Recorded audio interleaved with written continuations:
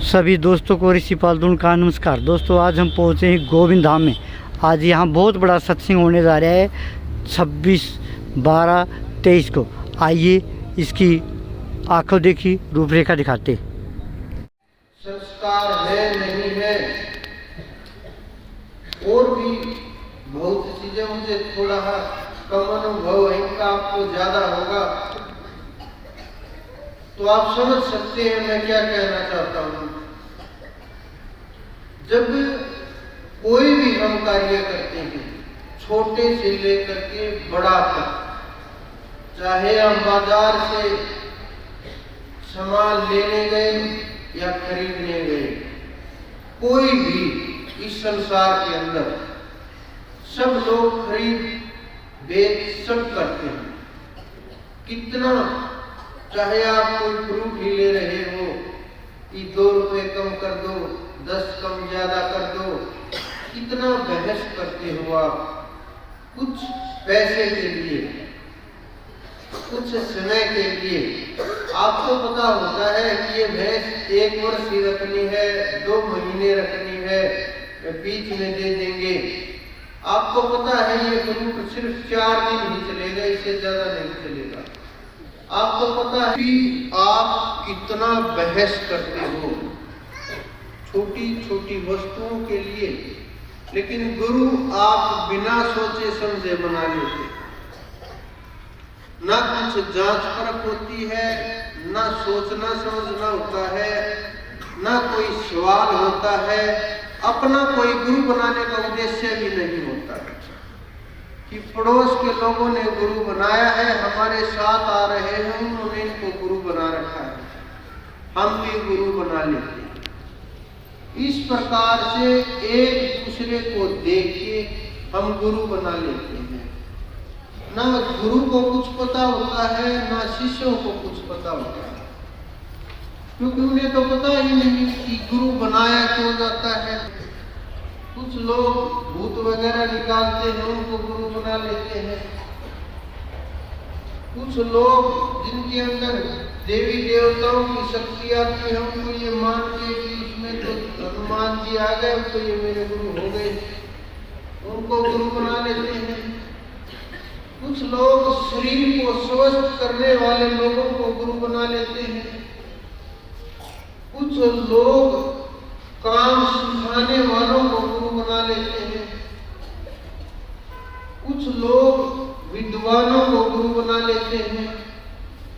कुछ लोग शास्त्रों और पुस्तकों को जानने वालों को गुरु बना लेते हैं। कुछ लोग आयु देख करके उनकी बुद्धि जो अंदर जो खेल होता है, जो ताकत होती है, भजन और शब्द और विधि, उसको ना समझ करके हम साधारण सी चीजों में फंस करके, जिन चीजों में हमें नहीं फंसना चाहिए उनमें हम फंस जाते हैं।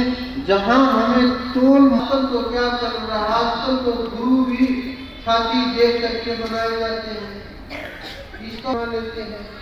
ये तो बड़ा अच्छा वस्त्र पहनता है और 5-10 सिक्योरिटी वाले साथ है इधर उधर, और बड़ा प्रभाव है समाज में, गुरु बना लेते हैं। ये गुरु बनाना नहीं चाहिए। गुरु उसी को बनाना चाहिए जो साधना की पद्धति जानता हो, जिन्हें साधना करनी आती हो और साधना करना सिखा सकता हो, जो खुद उस परम तत्व तक पहुंच गया हो और जीव को वहां तक ले जाने का जिसके अंदर सामर्थ्य हो, उसी को गुरु बनाना चाहिए, उसी के सामने झुकना चाहिए। नहीं तो इस ब्रह्मांड के अंदर जितने भी लोग हैं, जहां जहां फंसे हुए हैं, जहां भीड़ मची हुई है, 99.99% तक लोगों को साधना का पता ही नहीं होता कि साधना किस बीमारी का नाम है, क्या तत्व है, कैसे की जाती है, कैसे कराई जाती है। मेरे सामने कुछ लोगों ने मुझे बताया कि साधना के शिविर जो लगाते हैं, जो ध्यान करवाते हैं, उनसे हम मिले। उन्होंने बताया जो बस ऐसे बैठा देते हैं और बोलते हैं, उनके बड़े बड़े नाम है, श्री श्री से ले सफेद प्रकाश का अनुभव करो, आपको अनुभव होगा, इस प्रकार से बोलते रहते हैं। और जिसको थोड़ा सा भी अगर एहसास हो जाए, हाँ सफेद सफेद लग रहा है, बोलते हैं यही परमात्मा है। क्या वो आप लोगों को उस ब्रह्म तक ले करके जा सकते हैं? आसपास भी नहीं है। सुमरण ना करके बाहर सुमरण करके। आप लोगों के शिव भी बाहर हैं, कृष्ण भी बाहर हैं, विष्णु जी भी बाहर हैं, राम भी बाहर हैं, गुरु भी बाहर हैं।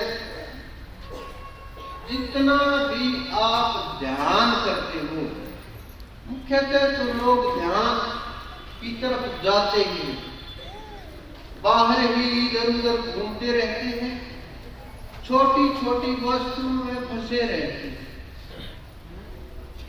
लेकिन जब ध्यान की तरफ ज्योति जला लेते हैं और ज्योति का ध्यान करते हैं, बैठते हैं, तब भी ज्योति की कल्पना करते हैं और ज्योति की कल्पना में ही सुमरण करते हैं और फिर सोचते हैं कि मुझे तो ज्योति स्वरूप परमात्मा मिल गए।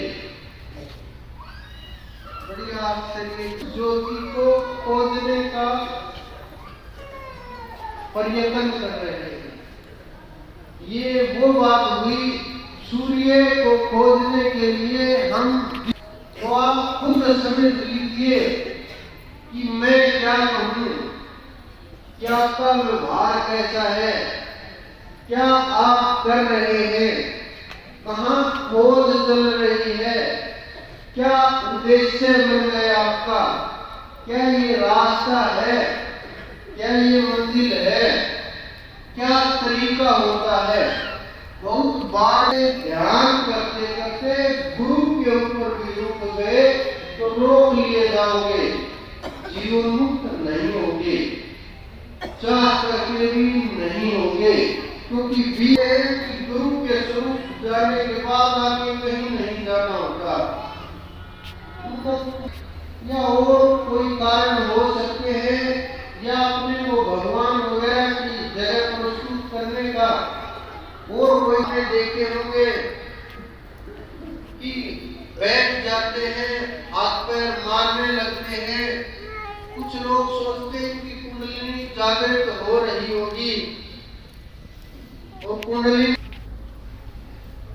जिसको दिखता है वो तो देख के पता कर लेता है कि ये साधना है, जागरण है, देवी देवता है या प्रेत पितर क्या है। लेकिन साधना के कारण है, इनमें बहुत बड़ा अंतर होता है। एक तो ये समझो कि जब कोई साधना करता है तो उसको लंबा समय लगता है, इस समय लग जाता है। आप ये समझो 8 महीने जब हम बोल करके मुख से भजन करें, मुख से 8 महीने कम से कम भजन करना,